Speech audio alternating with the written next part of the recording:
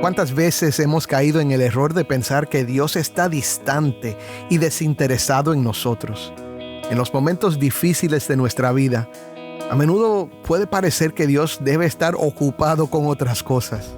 Sin embargo, aquellos que conocen a Dios tal como Él se revela en las Escrituras saben que Dios no es distante ni desinteresado. El erudito profesor del Antiguo Testamento William Van Gemeren observa que la historia de José nos muestra que el aparente ocultamiento de Dios no indica la ausencia indiferente de Dios.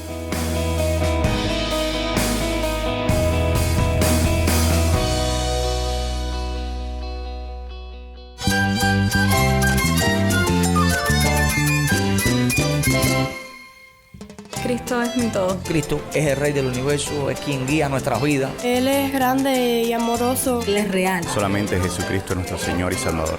Es mi guía quien me fortalece. En Cristo Jesús hay esperanza, hay paz. Y nuestro Dios es un Dios de rescate. Estás escuchando El Faro de Redención. Cristo desde toda la Biblia, para toda Cuba y para todo el mundo.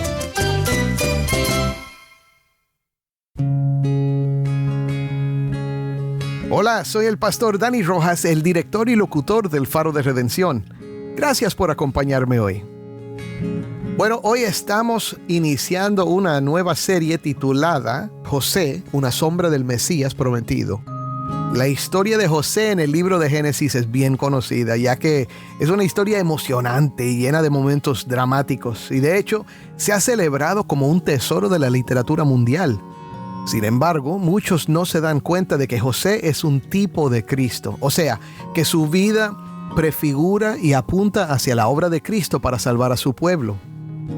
Hoy vamos a comenzar a repasar la fascinante historia de José y descubrir cómo en medio de su sufrimiento, Dios reveló su soberanía y su plan redentor. Vamos a ver cómo los sueños de José, su aparente fracaso y la traición de sus hermanos apuntan a una historia mayor, la obra de Cristo como nuestro Redentor. Acompáñanos mientras exploramos juntos cómo, aun cuando Dios parece distante, está obrando fielmente en nuestras vidas para cumplir sus propósitos. Si tienes una Biblia, busca Génesis 37 y quédate conmigo para ver a Cristo en su palabra.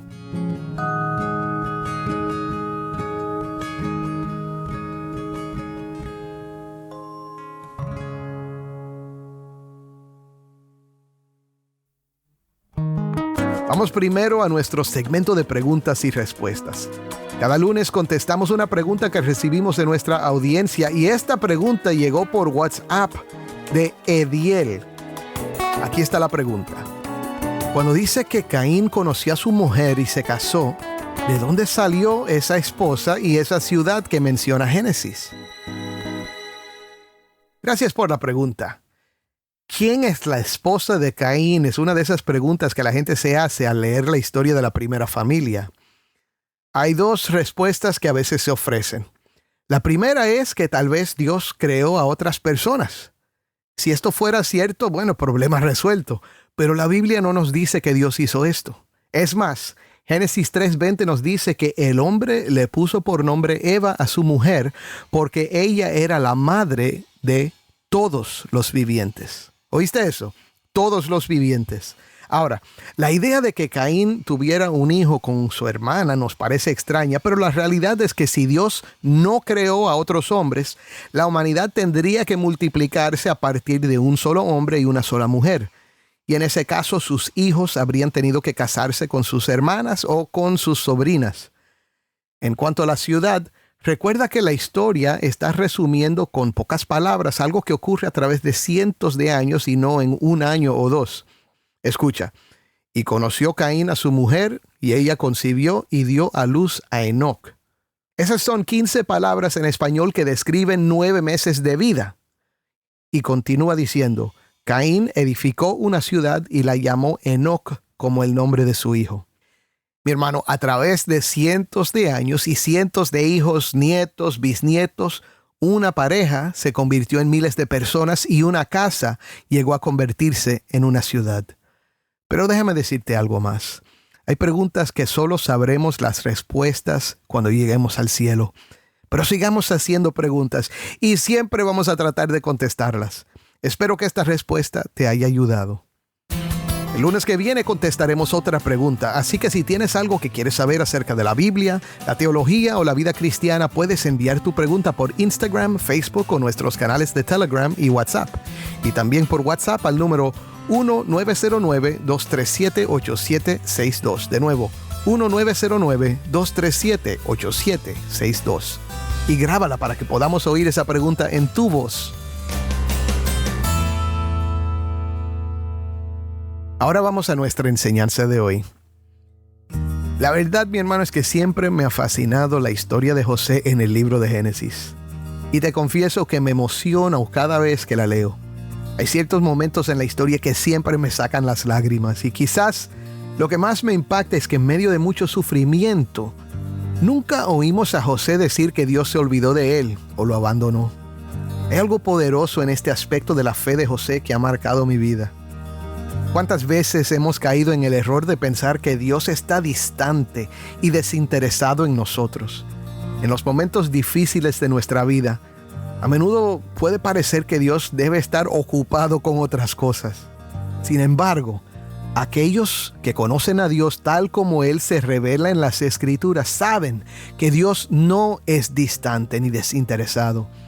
El erudito profesor del Antiguo Testamento William Van Gemeren observa que la historia de José nos muestra que el aparente ocultamiento de Dios no indica la ausencia indiferente de Dios. Tremendo. La historia de José que vamos a explorar en esta serie abarca los últimos 14 capítulos del libro de Génesis. Por cuestiones de tiempo, solo vamos a abordar algunos pasajes selectos en nuestros estudios, pero en esta maravillosa sección de la palabra vamos a encontrar dos temas principales entrelazados en la historia: la soberanía de Dios y la salvación. En el horizonte histórico en el que Moisés escribe, el pueblo de Dios fue rescatado de Egipto por la mano poderosa de Dios. Este relato de su historia narra cómo llegaron a su situación actual. Dios, en su soberana y misteriosa providencia, intervino en la historia de su pueblo para protegerlos y cumplir la promesa hecha a Abraham. Tal vez parezca un poco extraño que el mismo lugar al que Dios lleva a su pueblo para protegerlos va a resultar como el lugar donde sufrirían en la esclavitud. Sin embargo, este no es el fin de la historia, ya que desde el principio de la historia de la redención, Dios no solo lleva a cabo su plan paso a paso, época tras época, sino que también prefigura en los contornos de la historia la obra redentora que su Hijo, Cristo, nuestro Redentor, llevaría a cabo algún día. En otras palabras, Gregory Beale afirma acertadamente que la historia se une a través de un plan sabio y soberano, de manera que las partes más tempranas están diseñadas para corresponder y señalar a las partes finales. Lo que Dios hace para rescatar a su pueblo bajo el pacto antiguo son promesas visibles que apuntan hacia las acciones de Dios en redimir a su pueblo en Cristo. Su presencia con su pueblo nos consuela en nuestros momentos de mayor quebranto y temor. Y la forma en que estuvo presente para redimir y salvar a su pueblo nos indica cómo la salvación llegaría a todos los que por fe miramos a Cristo, que es Dios con nosotros. Hoy vamos a mirar juntos dos escenas en Génesis 37 que nos ayudan a ver cómo en el comienzo de la historia de José se nos muestran un anticipo de Cristo nuestro Redentor. Escuchemos la primera parte de esta historia en la voz de Taimí, que nos acompaña desde Bauta, Cuba. Esto es Génesis 37, del 1 al 11. Jacob habitó en la tierra donde había peregrinado su padre, en la tierra de Canaán. Esta es la historia de las generaciones de Jacob. Cuando José tenía 17 años, apacentaba el rebaño con sus hermanos. El joven estaba con los hijos de Bila y con los hijos de Silpa, mujeres de su padre. Y José trajo a su padre malos informes sobre ellos. Israel amaba a José más que a todos sus hijos, porque era para él el hijo de su vejez, y le hizo una túnica de muchos colores. Y sus hermanos vieron que su padre amaba más a José que a todos ellos, por eso lo odiaban y no podían hablarle amistosamente. José tuvo un sueño, Y cuando se lo contó a sus hermanos, ellos lo odiaron aún más. Y él les dijo: les ruego que escuchen este sueño que he tenido. Estábamos atando gavillas en medio del campo, y sucedió que mi gavilla se levantó y se puso derecha. Y entonces las gavillas de ustedes se ponían alrededor y se inclinaban hacia mi gavilla. Y sus hermanos le dijeron: ¿acaso reinarás sobre nosotros? ¿O acaso te enseñorearás sobre nosotros? Y lo odiaron aún más por causa de sus sueños y de sus palabras. José tuvo también otro sueño, y se lo contó a sus hermanos, diciendo: he tenido otro sueño, y el sol, la luna y 11 estrellas se inclinaban ante mí. Cuando se lo contó a su padre y a sus hermanos, su padre lo reprendió y le dijo: ¿qué es este sueño que has tenido? ¿Acaso yo, tu madre y tus hermanos vendremos a inclinarnos hasta el suelo ante ti? Sus hermanos le tenían envidia, pero su padre reflexionaba sobre lo que se había dicho. Gracias, Taimí. Otra vez esto fue Génesis 37 del 1 al 11. Ahora, quiero que observes que se nos presenta en la primera escena a varios personajes clave en la historia de José. Esto nos da cierto entendimiento sobre la familia de José y los corazones de las personas involucradas en la historia. Es algo tremendo considerar que desde el principio podemos ver que José, aunque sería utilizado de una manera heroica por Dios para proteger a su pueblo, no era una persona perfecta ni muy heroica. Esto nos demuestra algo importante. Los tipos de Cristo en el Antiguo Testamento no son copias perfectas del Redentor. Por ejemplo, Romanos 15 menciona que Adán fue un tipo de Cristo en su papel como representante de la raza humana, a pesar de que fue su pecado el que condenó a la humanidad. El rey David, un gran tipo de Cristo en su función como rey de reyes, fue un adúltero y un asesino. ¿Qué testimonio más poderoso de la misericordia de Dios? Piénsalo. Incluso los tipos del Redentor necesitan la redención que solo se encuentra en aquel a quien ellos señalan. Fíjate en lo siguiente. En el versículo 2 se menciona que José trajo a su padre malos informes sobre ellos. Más que simplemente malos informes, varios comentaristas señalan que esto indica que estos informes fueron difamatorios o calumniosos hacia sus hermanos. No es el mejor comienzo para un tipo del Redentor, ¿verdad? Sin embargo, Dios con frecuencia se complace en actuar a través de las personas menos esperadas para llevar a cabo sus propósitos. Al final de la historia vamos a ver una madurez en el carácter de José, una madurez que le permite resistir el pecado y reconocer la mano de Dios en su vida. También se menciona aquí el favoritismo de Jacob hacia José. La famosa túnica de muchos colores ha cautivado la imaginación de muchos niños en la escuela dominical, pero resulta difícil traducir la descripción de la túnica, y muchos notan que podría haber sido simplemente una túnica de manga larga, similar a las usadas por los príncipes. Esto concuerda con lo que se narra en los sueños de José. Sin embargo, fue este favoritismo lo que generó la animosidad de sus hermanos hacia él. El versículo 4 nos dice: y sus hermanos vieron que su padre amaba más a José que a todos ellos. Por eso lo odiaban y no podían hablarle amistosamente. Imagínate la escena, mi hermano. Imagínate un grupo de varios hermanos y ninguno de ellos es el favorito de papá. Y de repente, el hermanito menor llega y te dice: he tenido un sueño en el que todos se inclinaban ante mí. Y no solo una vez, sino 2 veces. Este es el hermano menor. En una cultura como la de ellos, esto sería impensable, y aún más decir que tus padres se inclinarían ante él. Los hermanos responden como tú habrías respondido: ¿acaso reinarás sobre nosotros? ¿O acaso te enseñorearás sobre nosotros? Y lo odiaron aún más por causa de sus sueños y de sus palabras. Sus hermanos le tenían envidia, pero su padre reflexionaba sobre lo que se había dicho. Esto último nos indica que el sueño no es simplemente un invento de un joven impetuoso. Esta reflexión de Jacob se parece a cuando María en Lucas 2:19, luego de haber oído profecías sobre el futuro de su hijo Jesús, también tuvo un momento de reflexión.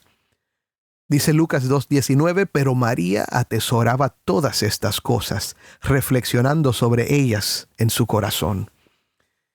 R. Kent Hughes, en su comentario sobre Génesis, observa que luego en Génesis 41:32 se nos dice que cuando José iba a interpretar los sueños del faraón le dijo: En cuanto a la repetición del sueño a Faraón 2 veces, quiere decir que el asunto está determinado por Dios y que Dios lo hará pronto. Según Hughes, el segundo sueño de José selló el asunto.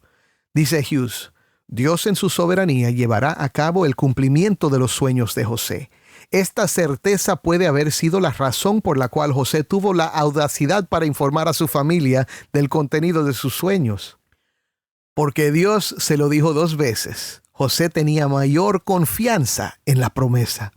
Ahora, en la segunda parte de la historia observamos cómo la amargura de los hermanos, sembrada en su familia disfuncional e intensificada por la audacia de su hermano menor José, se manifiesta en un acto de atrevimiento que una vez más prefigura al futuro Redentor.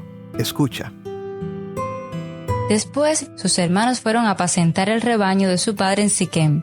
Israel dijo a José, ¿no están tus hermanos apacentando el rebaño en Siquem?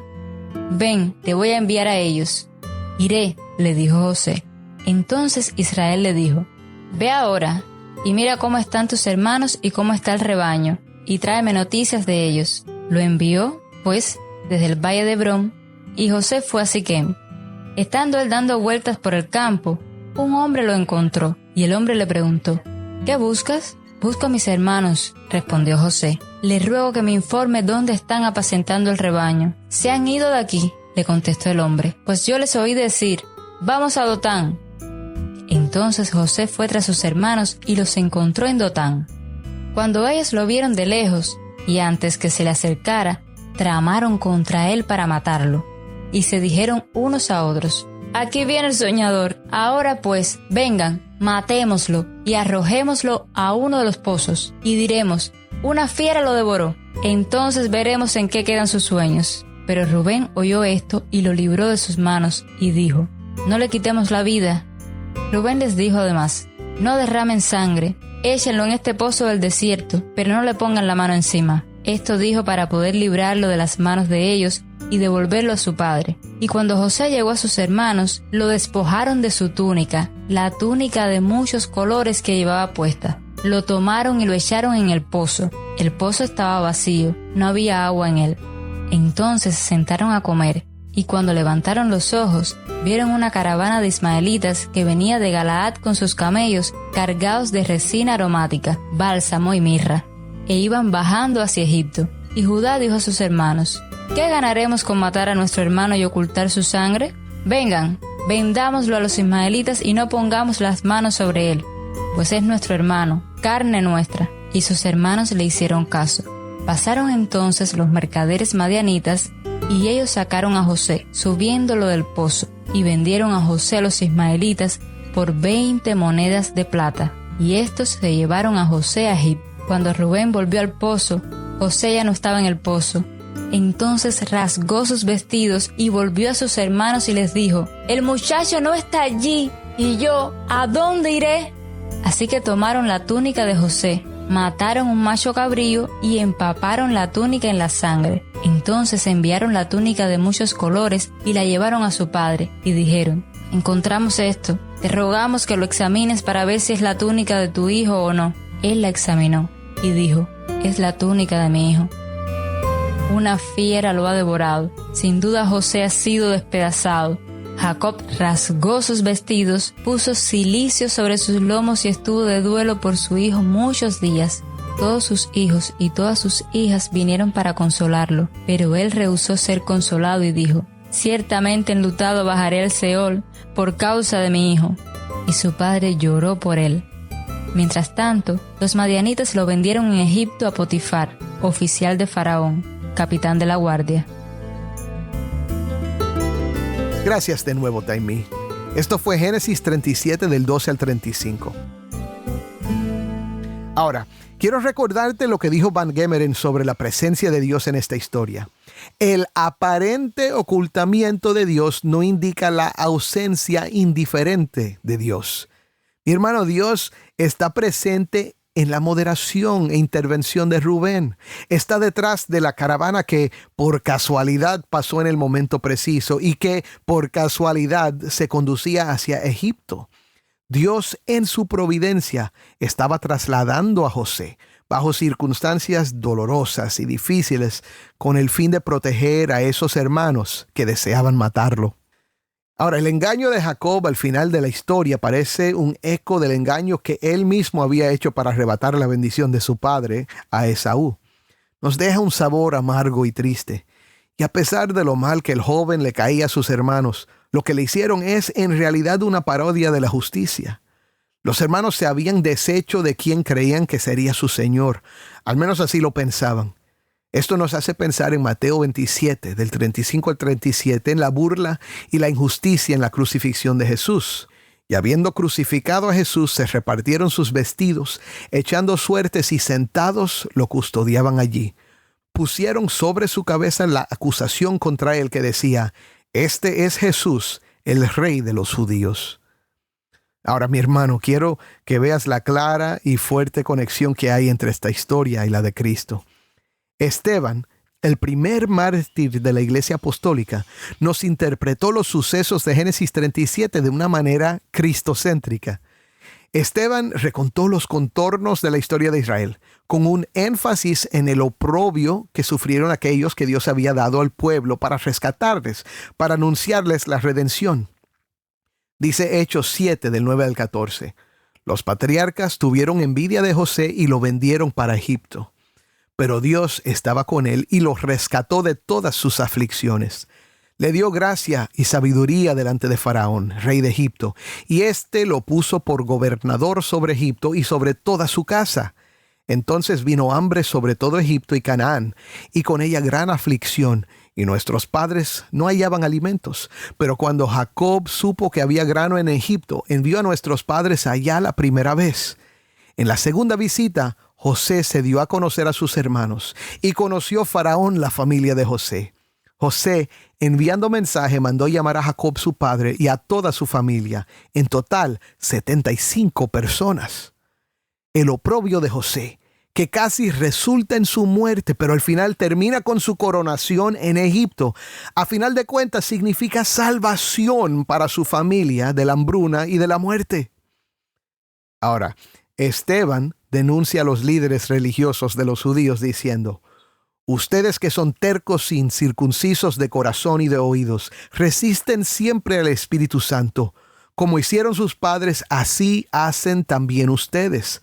¿A cuál de los profetas no persiguieron sus padres? Ellos mataron a los que antes habían anunciado la venida del justo, del cual ahora ustedes se hicieron traidores y asesinos. Ustedes que recibieron la ley por disposición de ángeles y sin embargo no la guardaron».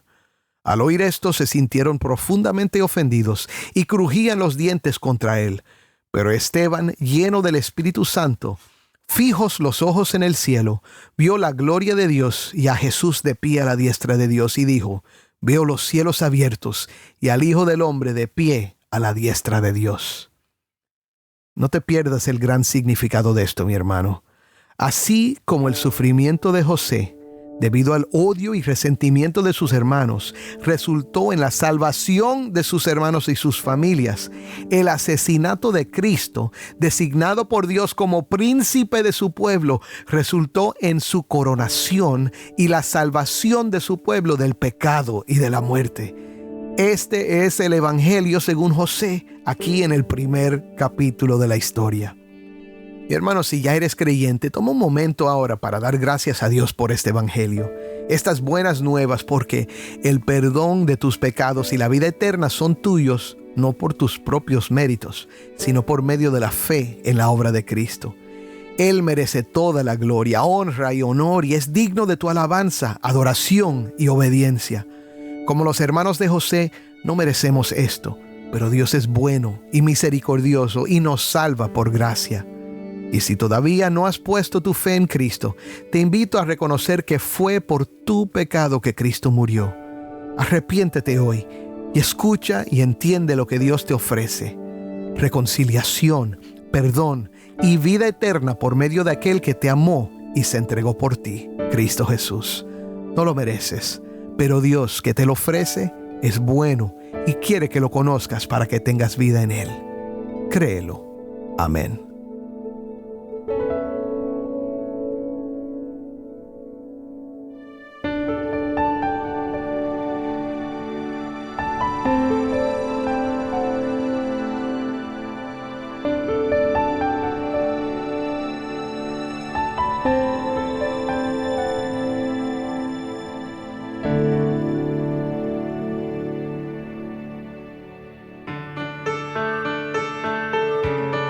Soy el pastor Dani Rojas y esto es el Faro de Redención.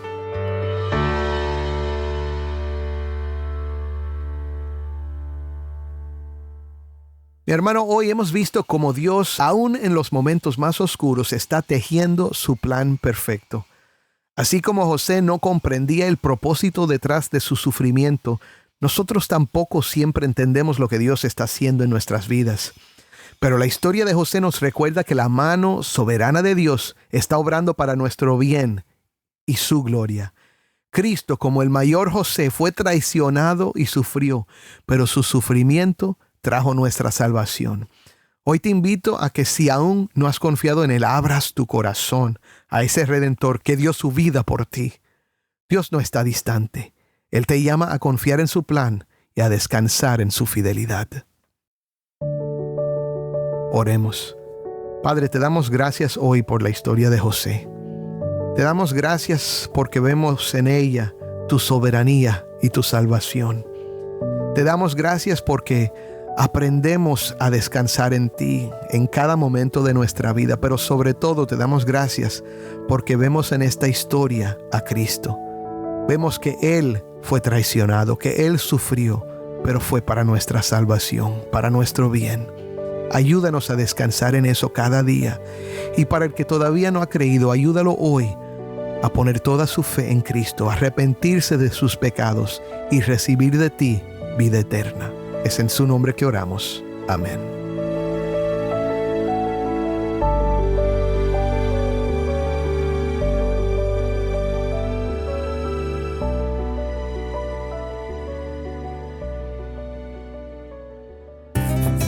Mi hermano, quiero tomar un momento para hablar sobre algo que nos toca de cerca.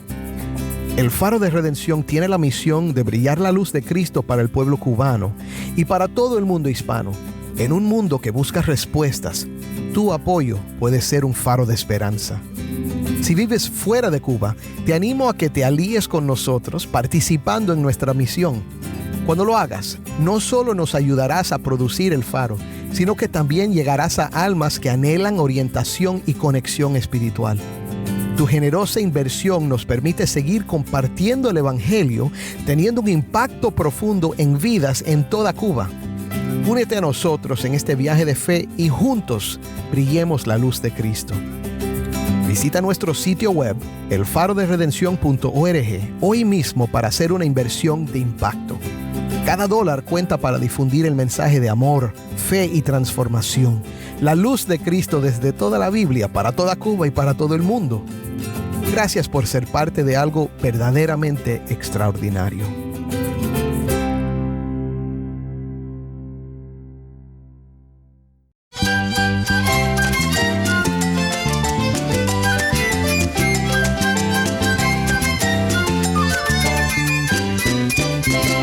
Soy el pastor Dani Rojas. Te invito a que me acompañes mañana en esta serie José, una sombra del Mesías prometido.